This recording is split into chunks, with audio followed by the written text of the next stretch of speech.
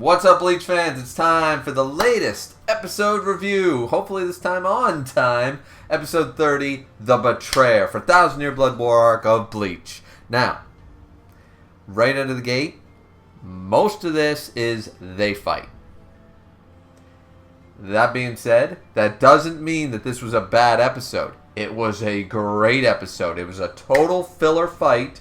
That does not happen in Volume 68, which, by the way, we're still not done with Volume 68. I cannot believe that. I can't believe we still haven't finished Volume 68. That's how much extra content has been in these last 3 episodes, that we aren't done Volume 68. We might, you know what, it would be almost insane to say, because we're nearly done. We're just sort of carpet bombing around the place, you know? Like, we skipped this part, but then we haven't done this part, you know what I mean? So, either way, and no, those were just pages I flipped to. I didn't actually mean that literally, but there's still some scenes with the, in the Soul Society with not only Aizen, but, which finishes off Volume 68, spoiler alert, but also in the lab itself. Kisuke and stuff like that still needs to explain a few things, and everything like that. So Volume 68 still has some stuff for us in the next episode in 31, so we won't be moving on until Volume 69 until at least the next episode, if not the episode after. Unless there's a bunch of extra, more filler, more canon filler, great filler, then yeah, we might not even get to Volume 69 until the episode after that. But either way, so this, as I said, can be summarized by they fight. Instead of, the scene goes pretty much the same. The scene ends up with URYU getting involved with when they're trying to stop UA, right? And shoots Yoruichi, and Yoruichi gets her arm twisted by Pernida and all this stuff, right? So all that stuff happens. But this time, and the conversation happens, like, what are you doing over there? I am a Quincy. And it's like, what the hell are you doing, URYU? And all that fun stuff. It's like, you're just a Quincy? That's bullshit! And, you know, Ichigo's pissed. So the same lines, same dialogue, same conversation. Even Ganju, Chad, and Orihime going off against Gerard Valkyrie. Little bit of differences here. Just going to summarize that stuff, is that Ganju, Chad, and Orihime actually try to do something. And once again, the sand thing that Senjumaru tried to do, as both, I believe James Hansen did this, but Tekking 101 definitely did this, and a couple other people pointed out that her Bankai, without the, you know, the plot armor bullshit of the Quincy's, the sand thing works against Pernida. So I was like, wait a minute. This actually would kind of, if Ganju had recognized that, of course he wouldn't know, but to keep him encased in sand, kind of would work, constantly drowning him in sand. So they actually do an attack, like a 3v attack to sort of like catch them off guard and stuff, and they do catch not just Gerard Valkyrie, but the other 3 as well, with Lilibaro and them. So I was like, I sat there and I said, you know what, they actually did something. They didn't do much, but at least we see them attempt to do something. It does work. They do catch them off guard, and the attack does follow through. It's just they are, you know, they're outclassed. They're completely outclassed, and these guys are in a league of their own compared to, you know, our main cast, pretty much, right? And the other thing to bring up is, of course, the method in which Yuha, because I brought this up, you know, like an hour ago when I reviewed episode 29, all about how the Mimihage was absorbed by Yuha and stuff like that, and why did the colliding of the 3 worlds, which was starting the moment, you know, the slash happened, boom, Soul King's dead, and everything's going to shit. Why did that happen? And I brought up a couple of theories. 90% of it has been told to us, but that last little tidbit we sort of had to know.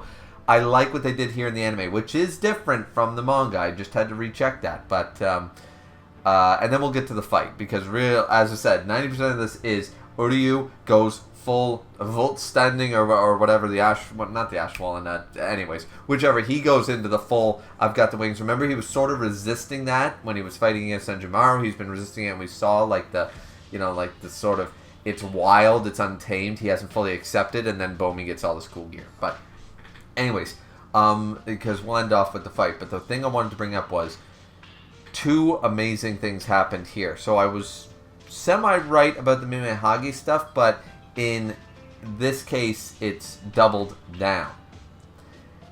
Because in the manga, Yuha states, I'm going to take your power, I'm going to take the Ryo's power, I'm going to take all of it. We don't see that happen. Here, oh yeah. He doesn't just take the power of the Mimihage. He doesn't just take the power of the right arm of the Soul King. No. This man takes that, rips it apart, absorbs it, and then says, I'm going to take everything from my father, and cuts down the Ryo, shatters the glass casing, the chrysalid thingy, the crystal that held him, and boom, absorbs the Soul King itself. Okay, now we're doubling down on the whole, he just absorbed the right arm and the actual body of the Soul King, the linchpin of the three worlds itself. He's going to need some time to adjust. And I'm going to buy, once again, I said that theory before with just the Mimihage alone. Now, the anime doubled down on it. Kubo doubled down and said, oh, no. Yuha went a little too above and beyond, and he absorbed the Ryo itself. He can't just all of a sudden whip out those powers like it's no big deal. Reminds me very much of one of the end parts of the Secret Wars in the 90s Spider-Man cartoon. The animated series, the best version of Spider-Man in my opinion, in all regards, is that Doctor Doom, spoiler alert, Doctor Doom ends up absorbing the powers of the Beyonder. Now, if you don't know much about comics, suffice it to say Doctor Doom is a genius, but just a man. Sort of like Iron Man stuff, right? He's a genius, he's an evil genius, but he's just a man. And he takes the power of a literal god for our understanding. Someone who can create life, who can warp, teleport, do 1,000 things. You know, the list on the power scaling goes on and on and on. So, he absorbs these powers and is unable to fully manifest them, control them, act like they, that they don't control him. And we recognize this and stuff, and Spider-Man stuff, and it gets involved and all that stuff because it's his show. But suffice it to say, I bring that up because it's the same idea, is that he has never had superpowers. He doesn't know how to control these superpowers. They're brand new to him, and though he's initially not taken over by them or anything like that, it's not like they influence him and talk like the Velociraptor Doc Ock arms in Spider-Man 2. Never understood why Velociraptor talking arms. Never got it. But in this case scenario, it's just the fact that he's still a man, he's still immortal, and this is a power, a scope beyond him. And whether he could, hence the Beyonder, and whether he can absorb, actually utilize his powers over time, but he's going to need time to assimilate, time climatize himself to this. And I think the same thing here is happening with Yuha. Yuha is exceptionally strong, super powerful, multi-planetary, whatever power scaling terms you want to use. But this is even a little too big for his britches.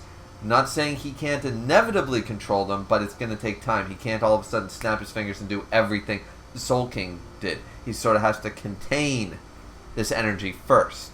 As I said in the last review, sort of like a loading bar that was paused. Still saying, 3 minutes till done.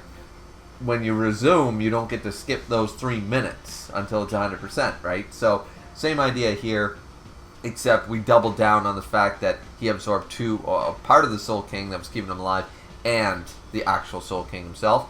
I like this angle way better, just makes a lot more sense, and we're doubling down on what already happened in the manga with the Mimihage, which still happens here. I also love the fact, though this scene happens, it doesn't seem like the Mimihage stands any chance. I like the fact that Uketake, and they cut back to Uketake, struggling.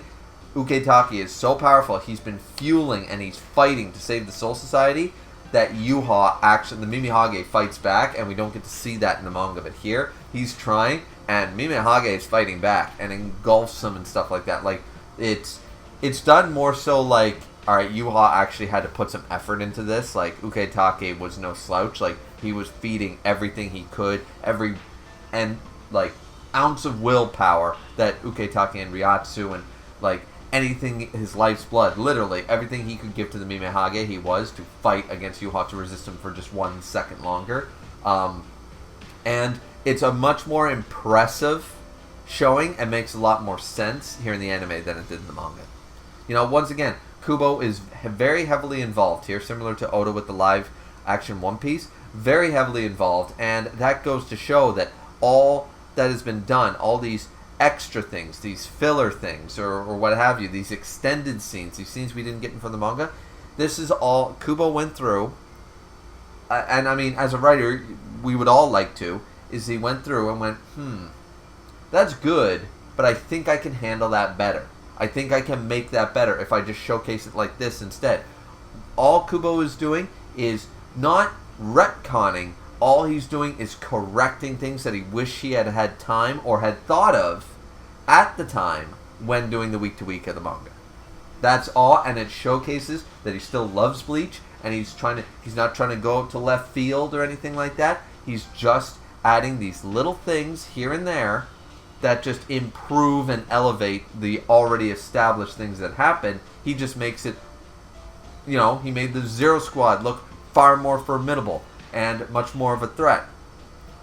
He made the Mimihage and Ukitake's sacrifice more meaningful and have a better chance and stuff. Just these small, both big and small things that he's made, and the backstory with Ukitake. These things have just elevated an already good arc, in my opinion. Thousand Year Blood War arc was completely fine. I know a lot of people like to split it up because, well, I didn't like the last half. Well, I don't know what to tell you. You either like the arc or you don't. You don't get to decide.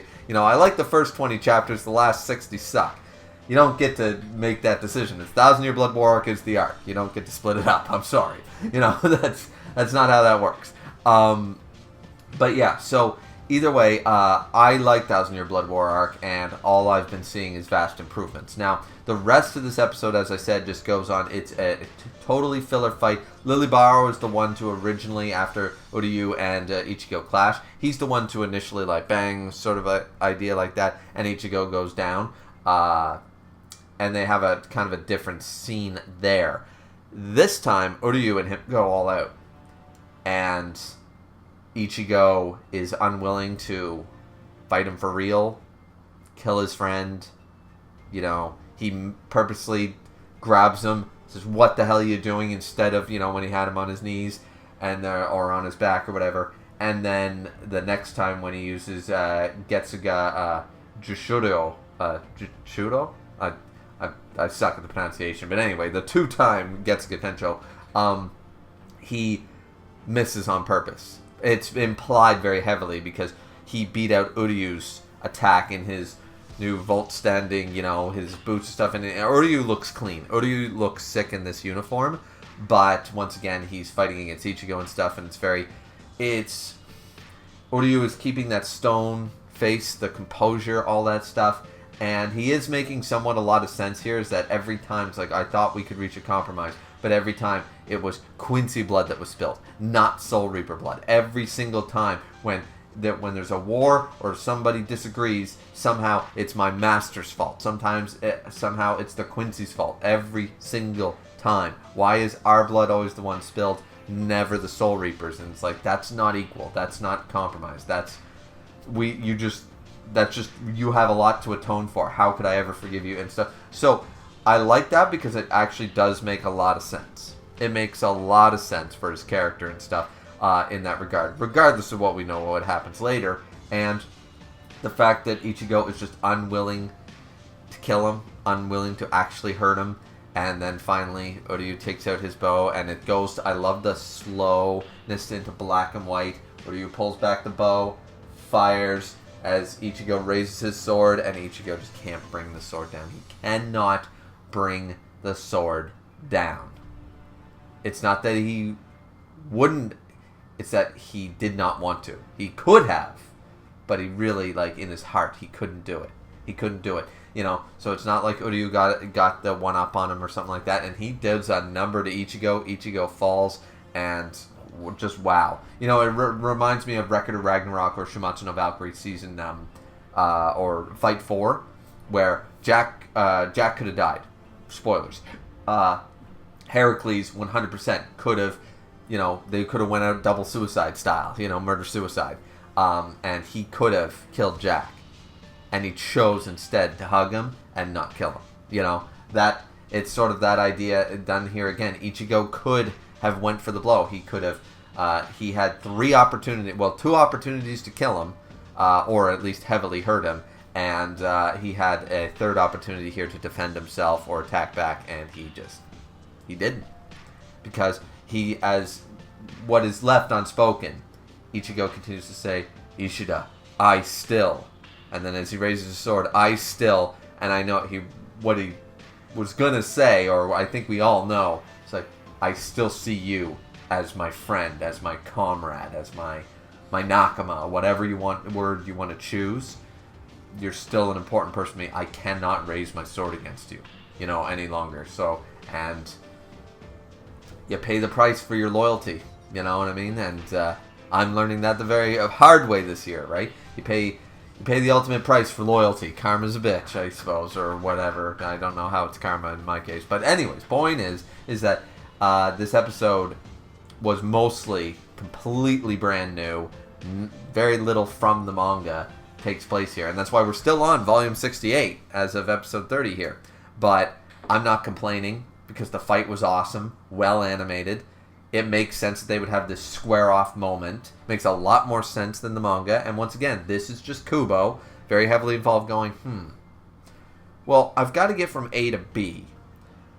And the way I got from A to B in the manga is fine. But what if I just tweak these few things? It was like a 7 out of 10. Why don't we make it an 8 out of 10? Why don't we make it a 9 out of 10? Why not improve on what I've done? Not just sit back and say, yeah, no, the first time I did it was fine. There's no room for improvement. No. This man's been going back through, and he's scribbling, going, yeah, I really wish I had time to show this fight and stuff, but I had to move it along. And nobody cares how long if this anime goes on for another 3 seasons, nobody's going to complain. Bleach fans will not complain about getting more Bleach at this level of quality. Nobody's complaining. So, Kubo can take his time.